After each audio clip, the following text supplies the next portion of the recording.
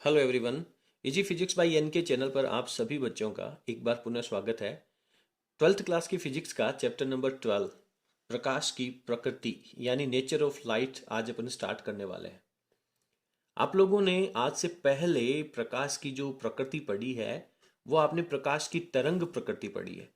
चलिए topic start करने से पहले अपन थोड़ा सा इसके इतिहास में चलते हैं।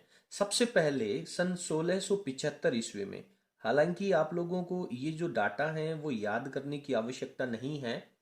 सन 1675 ईस्वी में न्यूटन नाम के एक वैज्ञानिक हुए थे जिन्हें विज्ञान के अंदर और इवन भौतिकी के अंदर बहुत बड़ा इनका योगदान रहा है। माना यह जाता है कि न्यूटन ने गति के नियमों की खोज करी थी, विशेष रूप से जो गुरुत्वाकर्षण बल है उसके बारे में बताया था। तो न केवल गुरुत्वाकर्षण बल के बारे में बल्कि भौतिकी की अनेक शाखाओं में इनका अहम योगदान रहा है।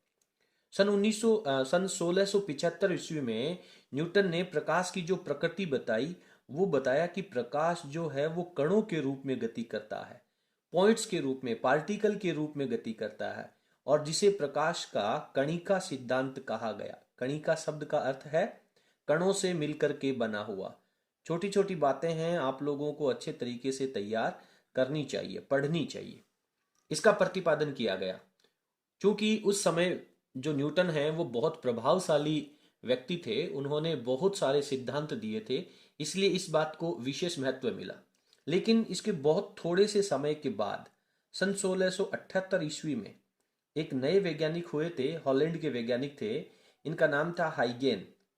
तो हाइगेन ने बताया कि प्रकाश जो है वो तरंग रूप में गति करता है, वेव्स के रूप में गति करता है, जिसे प्रकाश का कौन सा सिद्धांत कहते हैं? प्रकाश का तरंग सिद्धांत कहते हैं।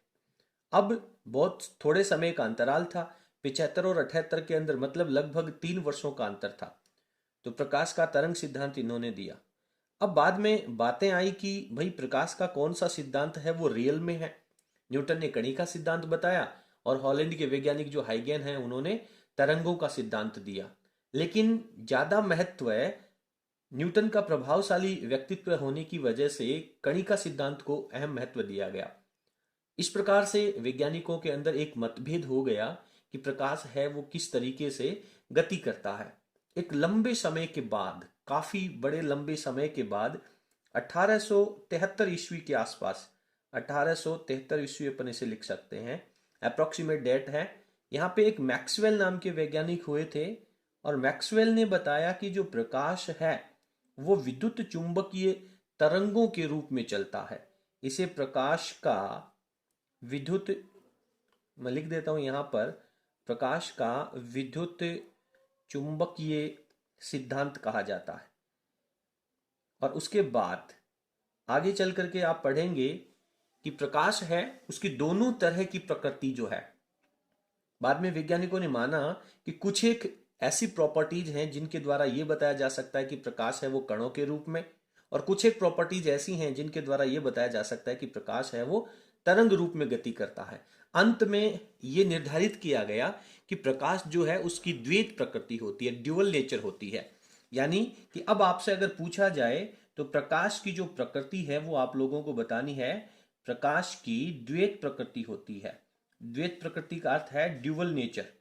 ड्यूअल नेचर का अर्थ है कि प्रकाश जो है उसकी प्रकृति तरंग प्रकृति भी होती है और कणीय प्रकृति भी होती है। तो एक बहुत महत्वपूर्ण और बहुत इंपॉर्टेंट एक छोटा सा प्रश्न यहाँ पे क्रिएट होता है कि प्रकाश है वो तरंग सिद्धांत के अंदर और कणीय सिद्धांत के अंदर यानी द्वैत प्रकृति का होता है। इसके बाद में सन 1900 में, 1900 ईस्वी में, एक और वैज्ञानिक हुए हैं, जर्मनी के वैज्ञानिक थे। इनका नाम है, जर्मन वैज्ञानिक जिनका नाम था मैक्स प्लांक। Max Planck. इनका जो सिद्धांत है उसको भी अपन 12th क्लास की फिजिक्स के चैप्टर नंबर 13 में विस्तार पूर्वक पढ़ेंगे, और इनके सिद्धांत का नाम था क्वांटम सिद्धांत। क्वांटम सिद्धांत, इसको अपन अपने इस चैप्टर में, अगले चैप्टर में विस्तार पूर्वक पढ़ने वाले हैं। तो आप लोगों को थोड़ी सी जो हिस्ट्री है वो यहाँ पे पता होनी चाहिए। चलिए अब इसके बाद में अपन बात करते हैं कि प्रकाश जो है वो विकिरण के रूप में, तरंगों के रूप में चलता है, और कोई भी सरफेस है वो प्रकाश का अवशोषण भी करती है और उत्सर्जन भी करती है। तो वो जो अवशोषण और उत्सर्जन है वो मैक्स प्लांक के सिद्धांत के अनुसार अगर कहा जाए तो इसे अपन क्वांटम सिद्धांत कहते हैं। और इसका जो विस्तार पूर्वक अध्ययन है वो अपन चैप्टर नंबर 13 में करने वाले हैं। अब बात यह आती है कि सर प्रकाश की यदि प्रकृति द्वैत प्रकृति है तो इनमें से जो प्रकाश की तरंग प्रकृति है उसकी व्याख्या, तरंग प्रकृति की व्याख्या, देखिए बहुत बेसिक चीजें हैं, चैप्टर अपन स्टार्ट कर रहे हैं तो इसका जो फंडामेंटल है वो अपने को तैयार होना चाहिए। तो प्रकाश की जो तरंग प्रकृति है उसकी व्याख्या कौन कौन सी घटनाओं के द्वारा सिद्ध किया जा सकता है। तो पहला है प्रकाश का अपवर्तन। आप लोगों ने पिछले चैप्टर में बहुत अच्छे तरीके से प्रकाश के अपवर्तन को पढ़ा है। उसके बाद में आता है प्रकाश का परावर्तन, रिफ्लेक्शन। इसके द्वारा भी इस बात को सिद्ध किया जा सकता है कि प्रकाश जो है तरंग गति के अंदर तरंग रूप में गति करता है। इसके बाद में नंबर 3 जिसे अपन कहते हैं व्यतिकरण, और इसका विस्तार पूर्वक अध्ययन अपन इस चैप्टर में करने वाले हैं। नंबर 4 इसकी जो एक और महत्वपूर्ण क्रिया है जिसे कहते हैं अपन विवर्तन। विवर्तन के आधार पर भी आप कह सकते हैं कि प्रकाश है वो तरंग प्रकृति प्रदर्शित करता है। इसके बाद में आता है प्रकाश का ध्रुवण। किसे कहते हैं ध्रुवण, किसे कहते हैं विवर्तन, किसे कहते हैं व्यतिकरण, किसे कहते हैं, बिल्कुल विस्तार पूर्वक इस चैप्टर में अपन इन बातों को पढ़ने वाले हैं। तो मुख्य रूप से ये 5 ऐसी क्रियाएं हैं, 5 ऐसी घटनाएं हैं जिनके आधार पर यह कहा जा सकता है कि प्रकाश जो है तरंग रूप में गति करता है। यानी ये पांचों की पांचों जो घटनाएं हैं वो तरंग प्रकृति की व्याख्या करने में सक्षम है। इसके बाद में बात आती है कि प्रकाश जो है विद्युत चुंबकीय तरंगों के अंदर, इलेक्ट्रोमैग्नेटिक वेव्स के अंदर गति करता है। तो इसकी व्याख्या जो है वो बड़ी कक्षाओं के अंदर फिजिक्स में जो मैथमेटिक्स के स्टूडेंट हैं वो बीएससी में चल करके आगे जाकर के पढ़ेंगे, जिसमें जीमान प्रभाव है, स्टार्क प्रभाव है। इनके द्वारा ये कहा जा सकता है कि प्रकाश जो है वो विद्युत चुंबकीय तरंगों के रूप में गति करता है। लेकिन सर अब अपने सामने एक और महत्वपूर्ण बात आती है, आप फटाफट इन चीजों को लिख लीजिए, मैं कॉपी को आगे स्किप करता हूं और बाकी का पोर्शन अपन लिखते हैं। अब बात यह आती है कि सर प्रकाश जो है वो यदि कणीय रूप में गति करता है, कणों के रूप में गति करता है, तो ये जो कणीय सिद्धांत है इसकी व्याख्या कैसे की जा सकती है, कौन कौन सी घटनाएं हैं जो ये सिद्ध करती हैं कि प्रकाश है वो कणीय प्रकृति भी प्रदर्शित करता है। तो इसके लिए अपन चैप्टर नंबर 13 को जब अपन स्टार्ट करेंगे तो वहां पे अपन पढ़ेंगे प्रकाश विद्युत प्रभाव। चैप्टर नंबर 13 में प्रकाश विद्युत प्रभाव ये बात सिद्ध करता है कि प्रकाश है वो कणों के रूप में, जिसे आगे चल करके मैक्स प्लांक का सिद्धांत कहा गया था, फोटोन सिद्धांत कहा गया था, कणिका सिद्धांत भी कहा गया था। तो उसकी व्याख्या यहाँ पे प्रकाश विद्युत प्रभाव के द्वारा की जाएगी। तो इतनी सारी चीजें हैं वो आप लोगों को बहुत अच्छे तरीके से याद होनी चाहिए। अब अपन बात करते हैं कि तरंग रूप की व्याख्या में अपवर्तन और परावर्तन, दो चीजों को तो सर हम चैप्टर नंबर 11 में पढ़ चुके हैं, लेकिन प्रकाश का जो तरंग सिद्धांत है वो दिया किसने था सर? हाइगेन्स ने दिया था। तो क्या कहा था हाइगेन ने? प्रकाश के तरंग सिद्धांत के बारे में हाइगेन ने क्या कहा था, किस तरीके से तरंग सिद्धांत की व्याख्या की थी? अपनी 12th क्लास के फिजिक्स का पहला टॉपिक यहाँ पे स्टार्ट होता है। फटाफट आप स्क्रीन को पॉज करके नोट्स लिख लीजिए। मैं अब पहला टॉपिक 12th क्लास का है वो स्टार्ट करने वाला हूं। तो यहां पर अपना जो पहला टॉपिक स्टार्ट होता है वो अपने से पूछा जाएगा कि हाइगेन ने तरंग सिद्धांत के बारे में क्या कहा था। हाइगेन का तरंग सिद्धांत क्या है? तरंग सिद्धांत क्या है? चलिए, तो हाइगेन ने सबसे पहले ये कहा था कि प्रकाश है वो तरंगों के रूप में गति करता है, और अपन इस बात को जानते हैं कि तरंगों को गति करने के लिए माध्यम की आवश्यकता होती है। बिना किसी माध्यम के या फिर निर्वात में तरंगें गति नहीं कर सकती हैं। यानी हाइगेन ने अपने तरंग सिद्धांत को स्पष्ट या पुष्ट करने के लिए एक माध्यम माना था वायुमंडल में, और उस माध्यम का नाम दिया गया था, हालांकि वो माध्यम था वो काल्पनिक था, और इस माध्यम का क्या नाम दिया गया? ईथर। और हाइगेन ने ही कहा था कि प्रकाश का जो वेग होता है वो ईथर में, क्योंकि ईथर है वो सर्वव्यापी माध्यम माना गया था, तो प्रकाश का जो वेग है वो 3 × 10⁸ मीटर प्रति सेकंड, और ये जो संख्या है वो भी हाइगेन के द्वारा दी गई थी। अब हाइगेन ने यह कहा कि प्रकाश जो है वो तरंगाग्र के रूप में गति करता है।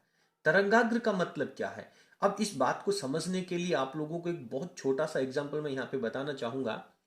क्या आप लोगों ने कभी देखा है कि तालाब में या समुद्र के अंदर जब बहुत शांत पानी होता है बिना किसी तरंगों के, और यदि आप अचानक से उसके अंदर एक परपेंडिकुलर लंबवत दिशा में बिल्कुल ऊर्ध्वाधर ऊपर से एक पत्थर डालते हैं, तो आपको चारों तरफ कुछ लहरों के जैसी आकृति बनती हुई नजर आती है। तो बेसिकली वो जो डायग्राम आप लोग देखते हैं उसे अपन तरंगाग्र ही कहते हैं। जैसा कि आप लोग इस इमेज में देख पा रहे हैं, बिल्कुल एग्जैक्टली ऐसी ही सिचुएशन आप लोगों ने अपने जीवन में प्रैक्टिकली कई बार देखी होगी। तो यहाँ पे आप लोग बहुत अच्छे से देख पा रहे हैं कि जो तरंगे एक साथ ऊपर की तरफ आ रही है, यानी चारों तरफ उस बूंद के, उस पत्थर के चारों तरफ एक वृत्त के जैसी आकृति आप लोगों को नजर आ रही है। तो ये सारे जो पार्टिकल हैं वो एक ही कला में हैं। कला का मतलब है सारे के सारे एक ही दिशा में ऊपर की तरफ है। और इससे थोड़ा सा यदि अपन आगे चलें तो सारे के सारे जो पार्टिकल हैं, जो जल के अणु हैं, वो एक साथ नीचे की तरफ बैठे हुए हैं, यानी ये भी सारे के सारे समान कला में हैं।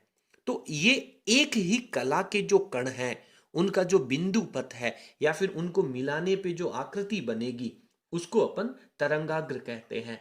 तो यहाँ पे अपने को तरंगाग्र की जो डेफिनेशन है उसको समझना ही नहीं है, उसको फील भी करना है।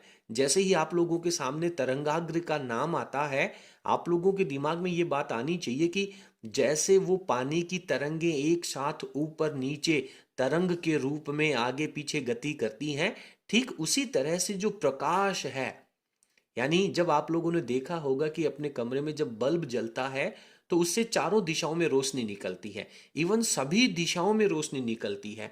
और यदि बल्ब को अपन सेंटर पॉइंट मान लें और एक निश्चित त्रिज्या का कोई एक गोला बनाया जाए, तो उस गोले के ऊपर सारे के सारे जो पार्टिकल हैं वो एक ही कला में होंगे। और उन सभी पार्टिकल्स का, कौन से पार्टिकल, जो एक साथ किसी क्षण विशेष पर एक ही कला में है या फिर समान कला में है, उनके बिंदु पथ को प्रकाश का तरंगाग्र कहते हैं। एक नंबर की बहुत इंपॉर्टेंट डेफिनेशन यहाँ पे अपने सामने क्रिएट होती है। चलिए फटाफट अपन सबसे पहले तरंगाग्र की परिभाषा लिख लेते हैं।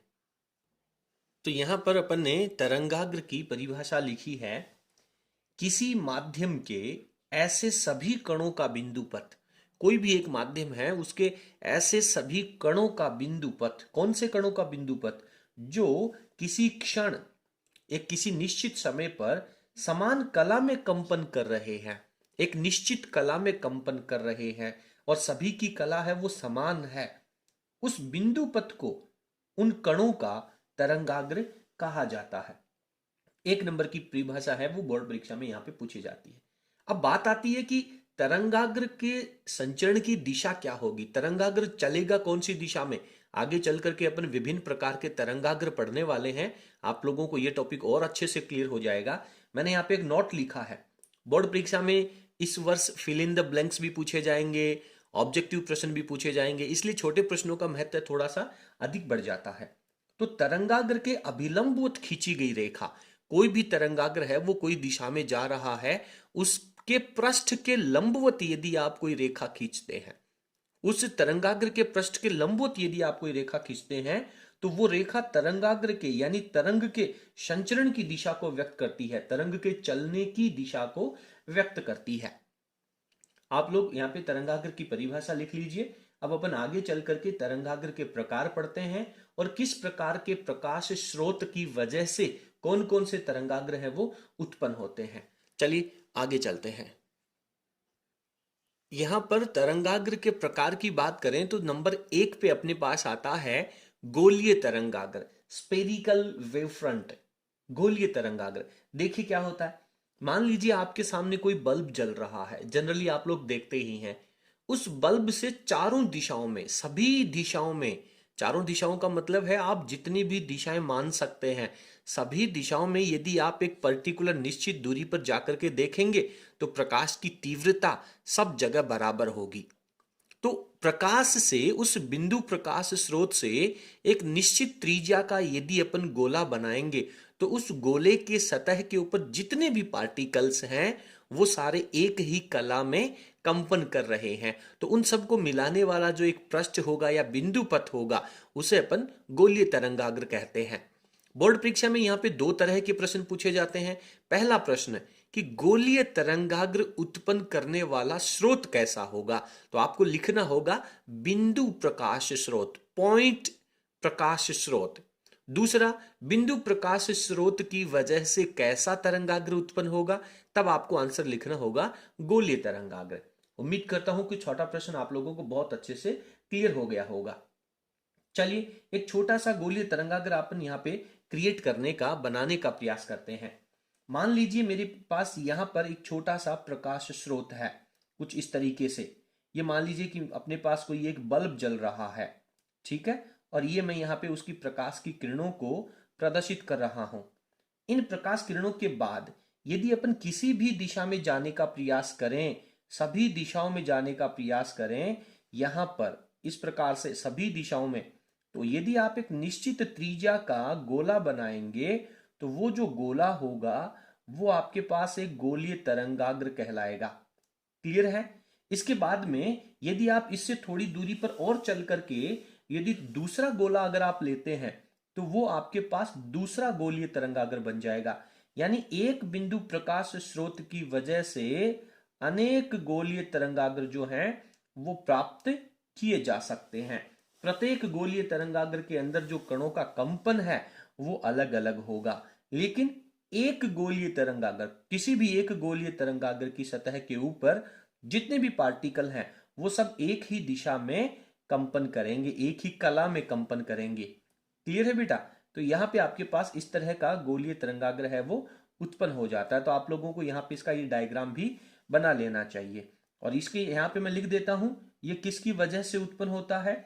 ये आपके पास बिंदु प्रकाश स्रोत की वजह से उत्पन्न होता है।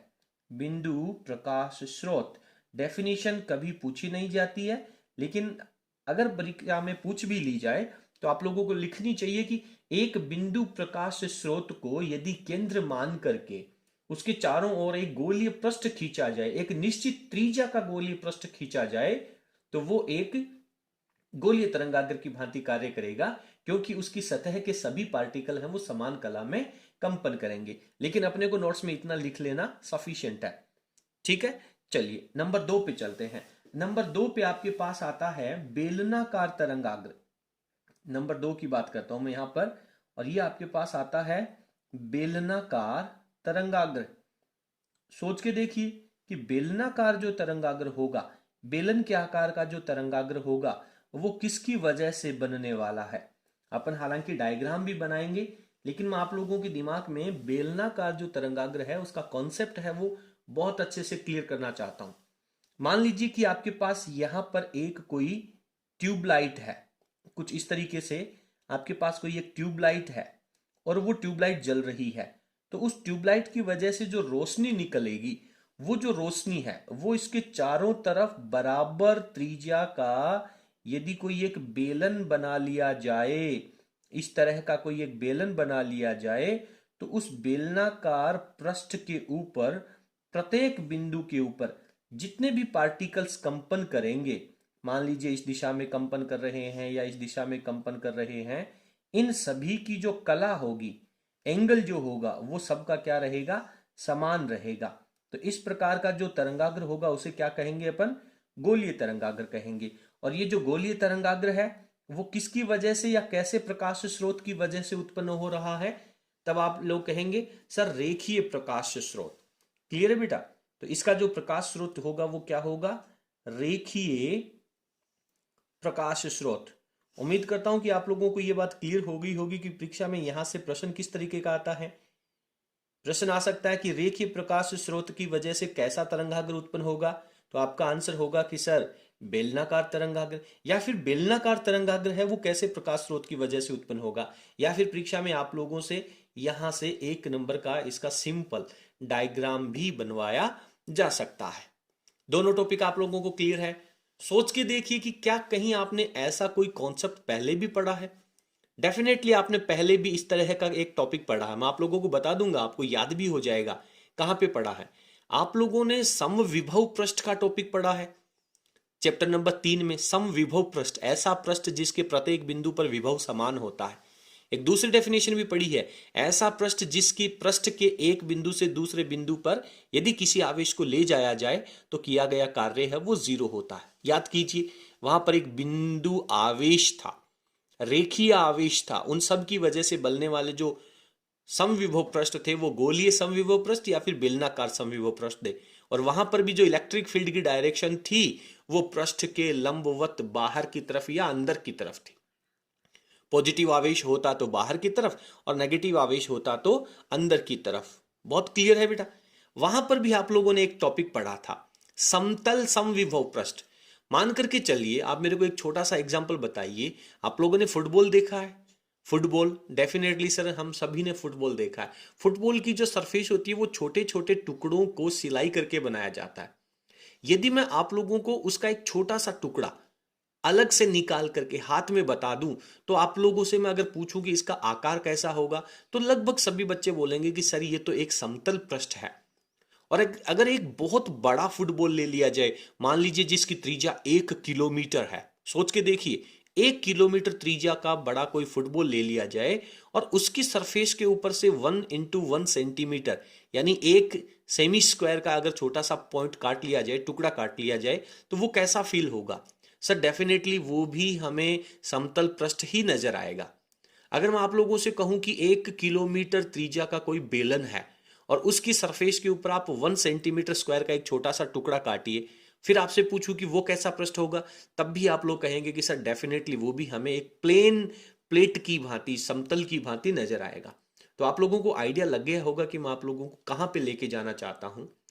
आपके पास गोलीय तरंगाग्र है, आपके पास बेलनाकार तरंगाग्र है, परंतु उन दोनों का आकार बहुत बड़ा है और उस समय उसके पृष्ठ के ऊपर लिया गया छोटा सा समतल जो होगा वो समतल तरंगाग्र की भांति नजर आएगा। यानी समतल तरंगाग्र जो है उसकी उत्पत्ति का स्रोत क्या है? उसकी उत्पत्ति का सर बिंदु प्रकाश स्रोत भी हो सकता है और रेखीय प्रकाश स्रोत भी हो सकता है, लेकिन वो जो समतल तरंगाग्र आप ले रहे हो वो बिंदु प्रकाश स्रोत और रेखीय प्रकाश स्रोत से बहुत ज्यादा दूरी पर होना चाहिए। ठीक है, यानी गोलीय तरंगाग्र का और बेलनाकार तरंगाग्र का ही हिस्सा होता है। चलिए फटाफट आप इन लोगों को लिख लीजिए और आप अपन तीसरे टॉपिक पे चलते हैं। तो अब अपन तरंगाग्र का जो तीसरा प्रकार है समतल तरंगाग्र, उसके बारे में लिखने जा रहे हैं। तो अपने को लिखना चाहिए कि बिंदु स्रोत, बिंदु प्रकाश स्रोत एवं, और कैसा प्रकाश स्रोत लेना होगा? बिंदु प्रकाश स्रोत एवं रेखीय प्रकाश स्रोत। रेखीय प्रकाश स्रोत किस तरह का? जैसे सर ट्यूबलाइट होता है। और इन दोनों की वजह से बनने वाले गोल तरंगाग्र किस प्रकार के होंगे? बिंदु प्रकाश स्रोत एवं रेखीय प्रकाश स्रोत से अधिक दूरी पर, बहुत ज्यादा दूरी पर, अधिक दूरी पर बनने वाले, क्या बनेंगे? बनने वाले कैसे तरंगाग्र होंगे? बनने वाले, पहले मैं क्रमशः लगा देता हूं क्योंकि क्रम के अकॉर्डिंग ही बनेंगे। बिंदु प्रकाश स्रोत के लिए गोलीय व रेखीय प्रकाश स्रोत की वजह से बेलनाकार। ठीक है, गोलीय व बेलनाकार जो तरंगाग्र होंगे, तरंगाग्रों का आकार कैसा हो जाएगा? तरंगाग्रों का जो आकार है वो बहुत बड़ा हो जाता है। क्लियर है बेटा? बहुत बड़ा हो जाता है और उनकी ऊपर, उनकी सतह के ऊपर, इन तरंगाग्रों पर, अपन बात कर रहे हैं तरंगाग्र की, तो इन तरंगाग्रों पर लिया गया, लिया गया छोटा सा भाग, कैसा भाग? बहुत ही छोटा सा भाग क्या कहलाता है? समतल तरंगाग्र कहलाता है। समतल तरंगाग्र कहलाता है। तो इस तरीके से अपना जो तरंगाग्रों का टॉपिक है वो यहाँ पे कंप्लीट हो जाता है। और आज के इस बहुत छोटे से वीडियो में से बोर्ड परीक्षा में डेफिनेटली 100% आप लोगों को 1 नंबर का जो प्रश्न है वो मिलने वाला है। तो यहाँ पर मैं एक समतल तरंगाग्र का डायग्राम बनाने का प्रयास करता हूँ। ये मेरे पास एक समतल तरंगाग्र है। यहाँ से जो प्रकाश की किरण निकलेगी वो इस तरीके से, अभी आप लोगों ने पढ़ा भी है कि सर प्रकाश की जो किरण है वो डेफिनेटली इन पृष्ठों से लंबवत गुजरती है, एग्जैक्टली परपेंडिकुलर गुजरती है। और इसके यहां पर आप एक दूसरा समतल तरंगाग्र भी ले सकते हैं। ये दूसरा समतल तरंगाग्र एग्जैक्टली उसी तरीके से जिस तरीके से आप लोगों ने समविभव पृष्ठ पढ़ा है, बिल्कुल ठीक उसी तरीके से यहाँ पे इनका जो डायग्राम है वो बन करके तैयार होता है। इनकी जो दिशा होगी, तरंग के संचरण की दिशा होगी, वो पृष्ठ के लंबवत होती है।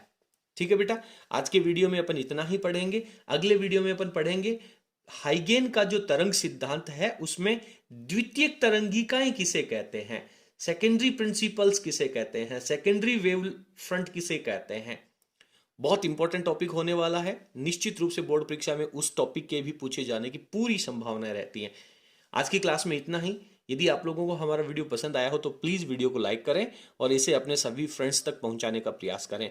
12th क्लास की फिजिक्स के चैप्टर नंबर 1 से लेकर के 11 चैप्टर नंबर तक, यानी किरण प्रकाशिकी तक, प्रत्येक टॉपिक को अपन बहुत अच्छे तरीके से तैयार कर चुके हैं। चलिए, बहुत बहुत धन्यवाद। Thank you.